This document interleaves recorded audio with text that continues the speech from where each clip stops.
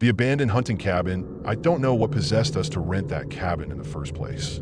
Maybe it was the idea of getting away from everything, away from work, away from the city, away from people. It sounded perfect at the time. It was a tiny, old hunting cabin tucked away deep in the woods.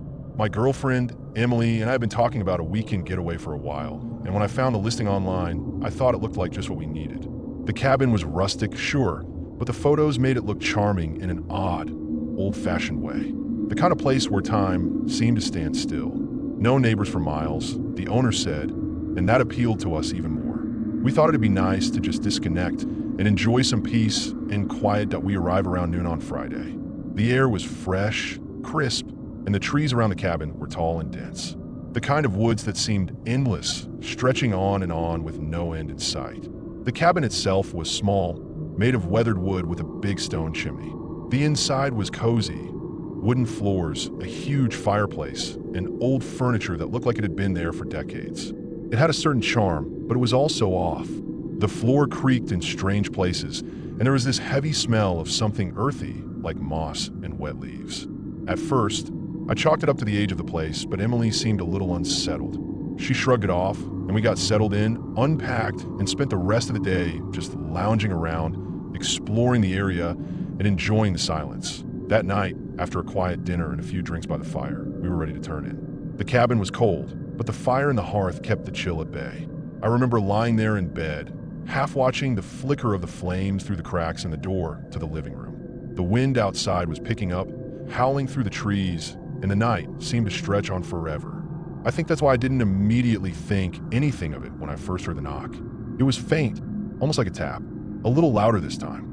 I assumed it was just the wind or maybe the house settling. But then it came again. Knock, knock, knock. 3 sharp raps on the door. I sat up, my heart starting to race a little. Emily stirred beside me, her eyes wide. "Did you hear that?" she asked, her voice a soft whisper that I didn't know what to say. I tried to convince myself it was just some animal or maybe the trees banging against the cabin. Still, the knocking persisted. Soft at first, then louder. Knock, knock, knock. It felt like it was coming from the door, but it didn't sound quite right. Like it wasn't human, but something else trying to get in. I got out of bed and grabbed the flashlight, walking slowly toward the door. Every instinct in me told me to open it, to see what was out there, but something was stopping me. I just stood there, my hand frozen on the doorknob. Emily was already on her feet, huddled by the bed, watching me with wide eyes. When the knocking came again, this time much harder, the hairs on my neck stood up. I turned the lock on the door and we both just stood there, not saying a word. The knocking didn't stop. It went on for what felt like hours, relentless, as if whoever or whatever was out there trying to get our attention. I eventually grabbed my phone and called the property owner, Mr. Jennings. I wasn't sure what to expect, but his voice was calm, almost too calm when I asked if anyone else should be out here. "No one should be there," he said, his tone oddly firm. "I'm the only one with access to the cabin. No neighbors for miles." His words didn't quite reassure me. They made it worse somehow. The thought of something or someone being out there without our knowledge made my skin crawl. But what could I do? We were stuck.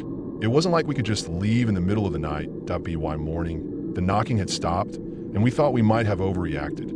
The sun was rising, casting a faint orange glow over the woods. The air felt lighter, and the strange tension from the night before seemed to evaporate with the mist. We decided to go for a walk around the cabin, maybe clear our heads and shake off the weirdness of it all. But when we stepped outside, my heart dropped. Around the trees, there were symbols, strange, crude carvings etched deep into the bark. Circles, arrows pointing in odd directions, and the unmistakable figure of Stickman.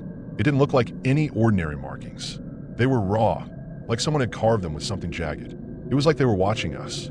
Emily gasped when she saw them. "What the hell is that?" she asked, backing away from the nearest tree that we spent the rest of the day trying to make sense of the symbols.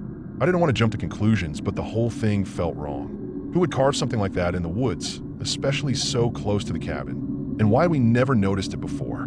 We decided to take a walk deeper into the forest, hoping to find some explanation or maybe just distract ourselves. The trees grew denser as we walked, the sunlight struggling to break through the thick canopy above. The deeper we went, the more unnerving it felt.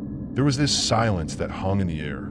No birds, no rustling animals, just a heavy stillness. We didn't talk much, both of us too preoccupied with the strange carvings and the odd sense that we weren't alone. Every now and then, I thought I heard something faint, like a footstep or a branch snapping behind us, but when I turned around, there was nothing there. It made my skin crawl, but I didn't want to say anything to Emily.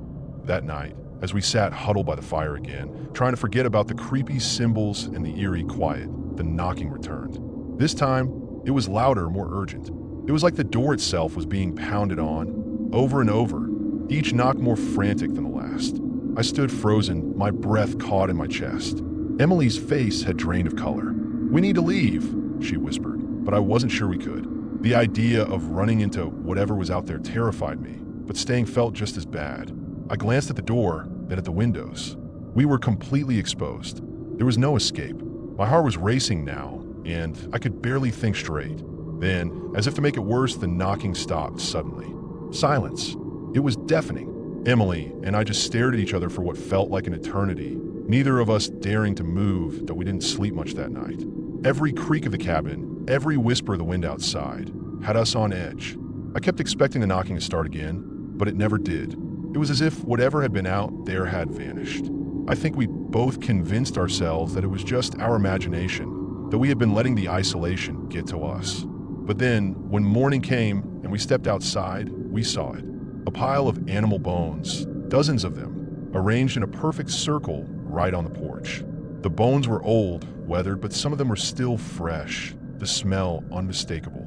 The pile wasn't random, it was deliberate. And the worst part? In the center of the circle was a single, perfectly intact skull, staring up at us, its empty eye sockets like dark holes into something terrible.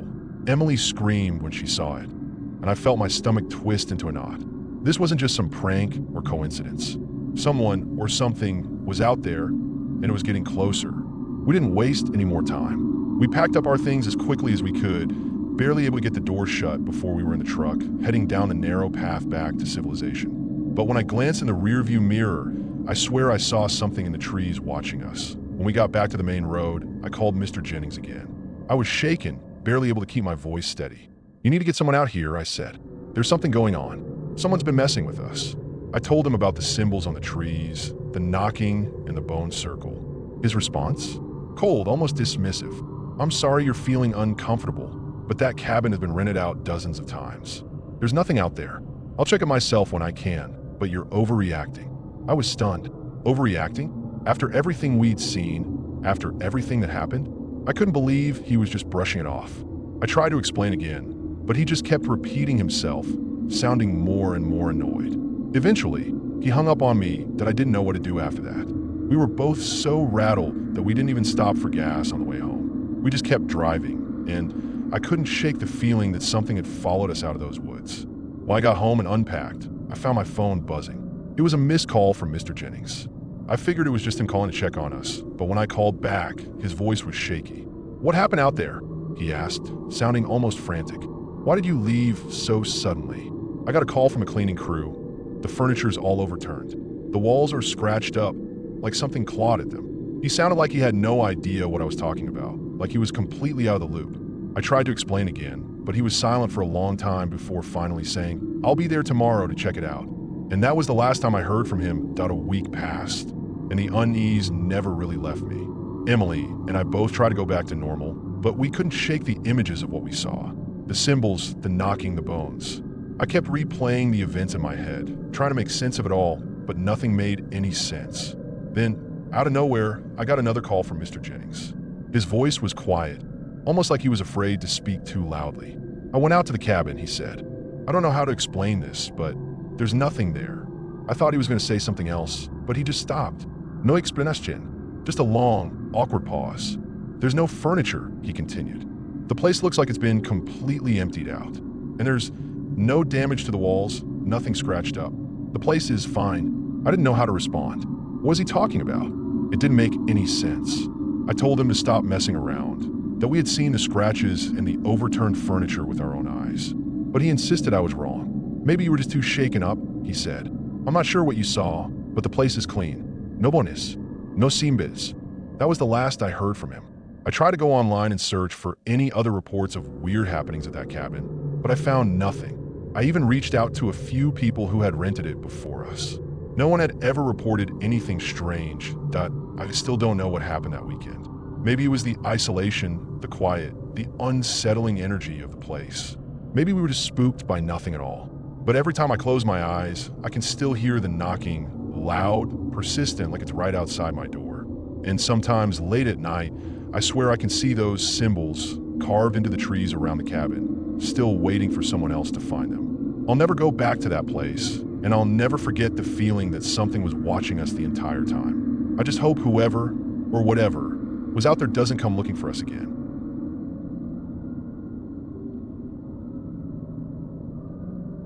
The Lost Hiker, I've been hiking solo for years, and I've never been the type to panic. I know how to read a map, how to follow a trail, and how to keep my head straight when things don't go as planned. But nothing could have prepared me for what happened in that forest. It was supposed to be a simple 2-day trek, one I had done before, just me and the wilderness. The first day went smoothly.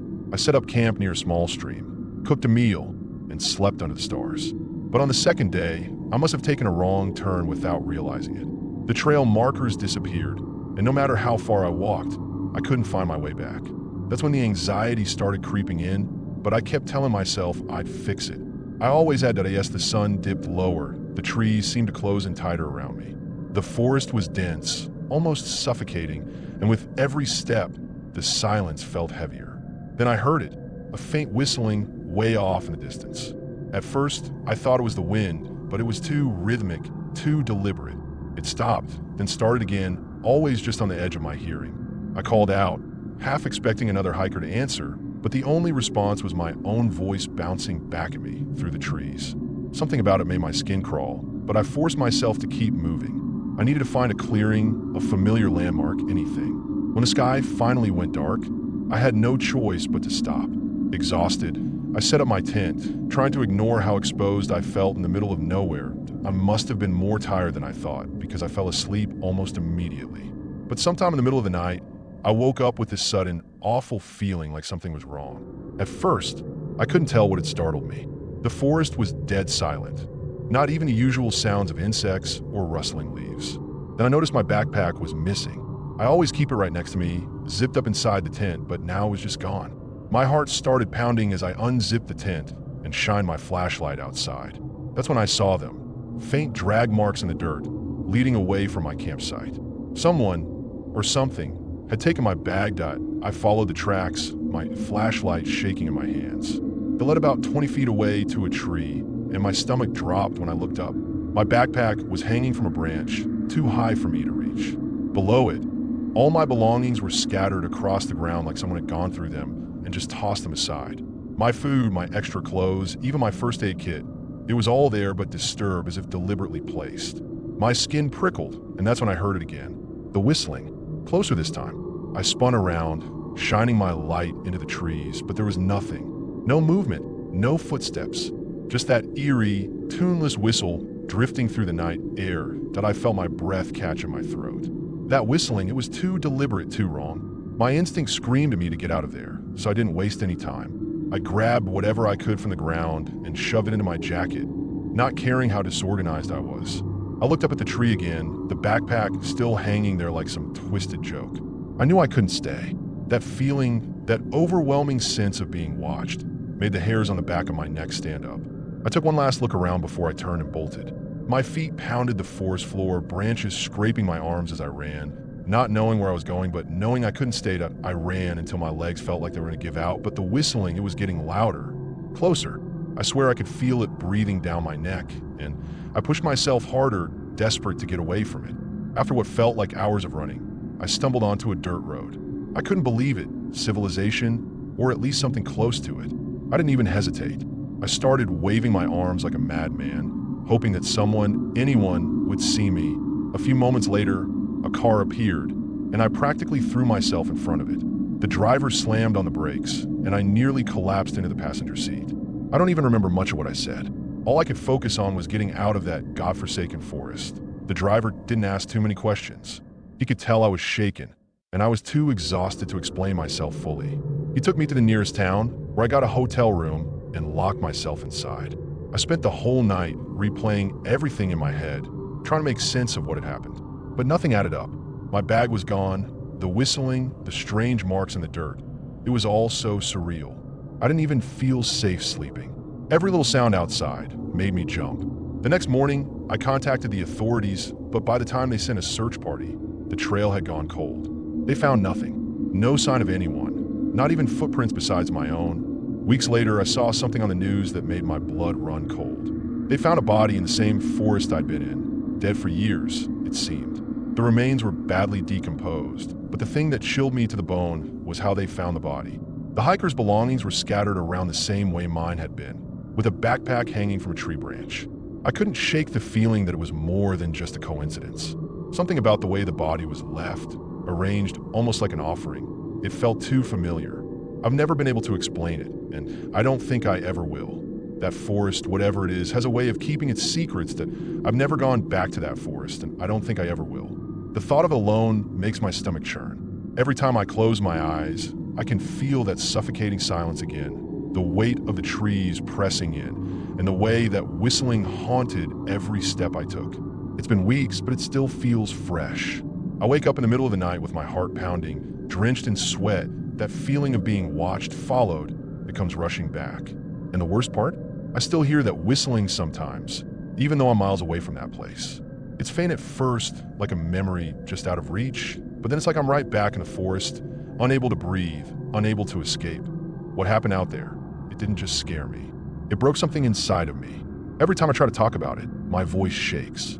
Even writing this now, I feel like I'm reliving it all over again. I don't know how to explain it to people who weren't there.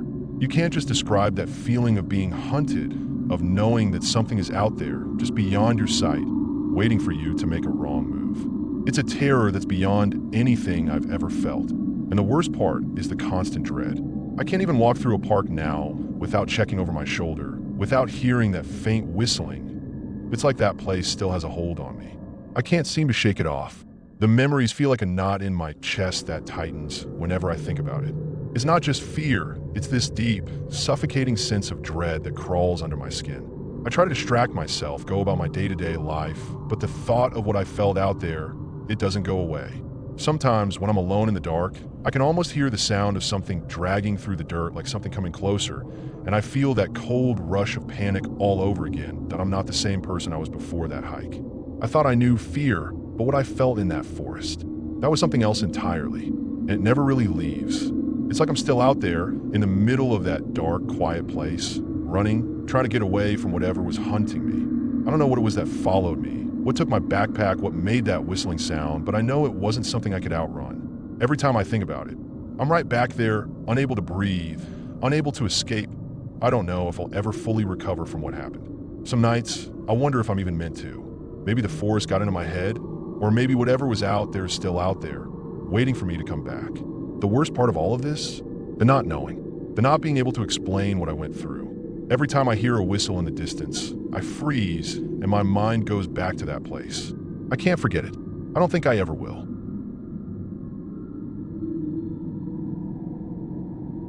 The forest road, it was supposed to be a quick shortcut. My girlfriend, Emily, and I were driving back home after visiting her family, and the GPS suggested this forest road to save us an hour. At first, it seemed fine, just a narrow, winding path through dense trees, with the occasional pothole. But as the sun dipped below the horizon, the road got darker, and the trees seemed to close in around us. We were joking about how creepy it looked, but deep down I was starting to regret taking this route. The headlights barely cut through the thick darkness, and the only sound was the low hum of the engine. That's when we hit it, a massive pothole that came out of nowhere. The car jolted violently, and I heard a loud thud underneath. Emily screamed, and I gripped the wheel, trying to keep us on the road. When we finally stopped, the engine was making a weird, clunking noise, and I knew we weren't going anywhere till I got out to check the damage, my heart pounding. The air was cold, and the forest was eerily quiet, like it was holding its breath. The front tire was blown, and there was something leaking underneath the car. Emily stayed inside, her face pale in the dim dashboard light. I pulled out my phone to call for help, but of course there was no signal, not even a single bar. I tried walking a few steps in different directions, holding the phone up like an idiot, but nothing. That's when I heard it, faint voices like whispers coming from somewhere in the trees. I froze, straining to listen. It sounded like people talking, but I couldn't make out any words. Emily rolled down the window and asked if I heard it too. I nodded, trying to act calm, but my stomach was in knots. The voices didn't sound angry or threatening, just there, like they were waiting. We decided to stay in the car, lock the doors, and wait for morning. But the night was far from over. The voices didn't stop. They were faint, almost like they were drifting in and out of the trees, but they were constant. Emily kept asking me what I thought they were, and I didn't have an answer. I tried to reassure her, saying it was probably just the wind or some animals, but even I didn't believe it. The whispers didn't sound natural. They had a rhythm, like a conversation you could almost understand but couldn't quite grasp. Every time I thought they were fading, they'd come back, louder, closer. Emily locked her door again, even though it was already locked, and I could see her hands shaking. I kept checking the mirrors, expecting to see someone or something approaching, but there was nothing. Just the endless wall of trees and the faint glow of the headlights reflecting off the road. Hours passed, and the whispers finally stopped. For a moment, I thought maybe it was over, that whatever had moved on. But then Emily grabbed my arm, her nails digging into my skin. "Do you see that?" she whispered, pointing ahead. My eyes followed her finger, and that's when I saw them. Shadowy figures standing at the edge of the tree line, just outside the reach of the headlights. There were at least 5 of them, maybe more, and they weren't moving. They were just standing there, staring at us. My heart felt like it was going to burst out of my chest. I couldn't make out any details. No faces, no clothes, just dark, human-like shapes. Emily started crying softly, and I reached over to hold her hand, but I couldn't take my eyes off the figures. Why weren't they moving? What do they want? The silence was unbearable, and I kept waiting for them to do something, but they just stood there, watching that I don't know how long we sat there, staring back at them. It felt like hours, but it could have been minutes. Time didn't make sense anymore. The figures didn't move, didn't speak, didn't even seem to breathe. Emily kept asking me what we should do, but I didn't have an answer. I thought about starting the car and trying to drive, even with the blown tire, but I was too scared to make sound. What if they reacted? What if they came closer? The headlights were the only thing keeping them at bay, and I was terrified of what might happen if the battery died. I kept checking the fuel gauge, praying it wouldn't flicker. Emily was crying quietly now, her face buried in her hands, and I felt so helpless. I wanted to comfort her, but I couldn't even comfort myself. Then, one of the figures moved. Just a slight shift, like it was tilting its head, but it was enough to make my blood run cold. I gripped the steering wheel so hard my knuckles turned white, and Emily let out a small whimper. The figure took a step forward, and the others followed. They moved slowly, almost mechanically, like they were testing the ground with each step. My mind was racing. Should I honk the horn? Flash the lights? Try to scare them off? But something told me that would only make things worse. Emily was hyperventilating now, and I could feel my own breath coming in short, panicked bursts. The figures stopped just outside the headlights, close enough that I could see their outlines more clearly. They were tall, too tall, and their shapes didn't look quite right, like they were stretched or distorted. And then, as if on cue, they all turned their heads toward the car at the same time. I don't know how I knew they were looking at us, but I did. And I've never felt so exposed in my life, though we didn't sleep that night. How could we? Every time I thought the figures might leave, they'd shift or take another step closer, and the fear would come rushing back. Emily and I barely spoke, too scared to even whisper. At one point, I thought I saw one of them raise an arm, like it was pointing at the car, but I couldn't be sure. My eyes were playing tricks on me, and the darkness made everything feel surreal. The only thing keeping me grounded was the sound of Emily's breathing, uneven and shaky, but real. I kept telling myself that as long as we stayed in the car, we'd be safe. But deep down, I wasn't so sure. The way they stood there, so still yet so deliberate, made me feel like we were being hunted, like they were waiting for something. When the first light of dawn finally broke through the trees, the figures were gone. Just like that. One minute they were there, and the next, they had vanished into the forest. I didn't trust it at first. I kept scanning the tree line, waiting for them to reappear. But the forest was silent again, and the only movement was the faint rustling of leaves in the breeze. Emily let out a sob of relief, and I felt like I could breathe for the first time in hours. We were exhausted, both physically and mentally, but we knew we had to get out of there. I tried starting the car, and to my surprise, it sputtered to life. The engine sounded terrible, but it was enough to get us moving. As we drove away, I kept glancing in the rearview mirror, half expecting to see the figures following us. but the road behind us was empty. When we finally reached the nearest town, we found a mechanic who agreed to take a look at the car. He was an older guy, friendly, but no nonsense, and he listened to our story with a skeptical frown. I didn't blame him. It sounded insane, even to me. While he worked on the car, Emily and I sat in the waiting area, too drained to even talk. I kept replaying the night in my head, trying to make sense of it, but nothing added up. Who were those figures? Why did they just stand there? And why did they leave without doing anything? The questions gnawed at me, but I didn't have any answers. All I knew was that I never wanted to go back to that forest road again. The mechanic called me over after about an hour, his expression serious.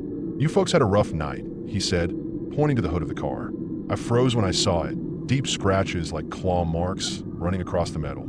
They were fresh, and they didn't look like they could have been made by an animal. My stomach dropped as I stared at them, and that's when the mechanic handed me a piece of paper. "Found this under your windshield wiper," he said. It was a small, crumpled note, and the handwriting was jagged, almost frantic. It read, "You shouldn't have stopped." I felt like the ground was slipping out from under me. Emily asked what it said, but I couldn't bring myself to tell her. I just folded the note and shoved it in my pocket, trying to act like everything was fine. But it wasn't, and I don't think it ever will be.